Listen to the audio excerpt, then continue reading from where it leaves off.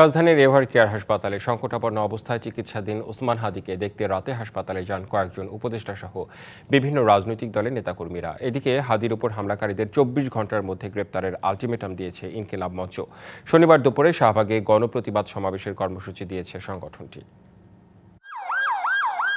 Dhaka medical college হাসপাতালে অস্ত্রোপচারের পর ওসমান হাদিকে নেওয়া হয় রাজধানীর এভার কেয়ার হাসপাতালে। শুক্রবার রাতে তাকে দেখতে যান সরকার ৩ উপদেষ্টা সহ বেশ কয়েকটি রাজনৈতিক দলের নেতারা। এ সময় গণমাধ্যমের সামনে হাদির জন্য দেশবাসীর কাছে দোয়া চান এনসিপি নেত্রী তাসনিম জারা।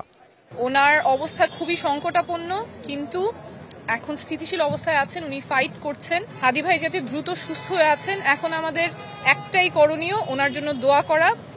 এই ঘটনার দায় আইনশৃঙ্খলা বাহিনী এড়াতে পারে না এবং কেন এমনটা হলো তার জবাব প্রশাসনকে দিতে হবে বলে জানান আরেক এনসিপি নেত্রী।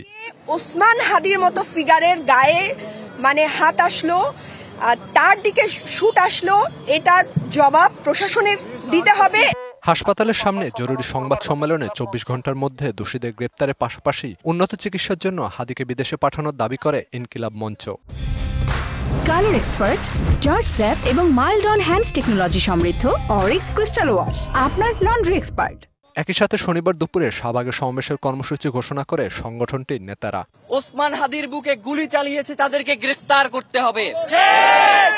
আমরা কোনোভাবেই শুনতে চাই না যে ওসমান হাদিকে যে গুলি করেছে সে অন্য কোনোভাবে মারা গেছে। এরপর ডাকসু ভিপি সাদিক কায়েম এই ঘটনার সাথে জড়িতদের দৃষ্টান্তমূলক শাস্তির দাবি জানান। জুলাই সকল শক্তিকে ঐক্যবদ্ধ হওয়ার আহ্বানও তার। গত ১৬ বছরে যারা গুম খুন আয়নাগর তৈরি করেছে, এই খুনি হাসিনার দোসররা তারা আবার নতুনভাবে ষড়যন্ত্র এবং চক্রান্ত করার সুযোগ পাচ্ছে। আমরা হুঁশিয়ার করতে চাই, এই স্বাধীন বাংলাদেশে খুনি হাসিনা এবং তার দোষরদের কোনো ঠিকানা হবে না। শুক্রবার দুপুরে রাজধানী বিজয়নগরে দুষ্কৃতিকারীদের গুলিবর্ষণের শিকার হন ওসমান হাদি। Khalid Hasan, DBC news.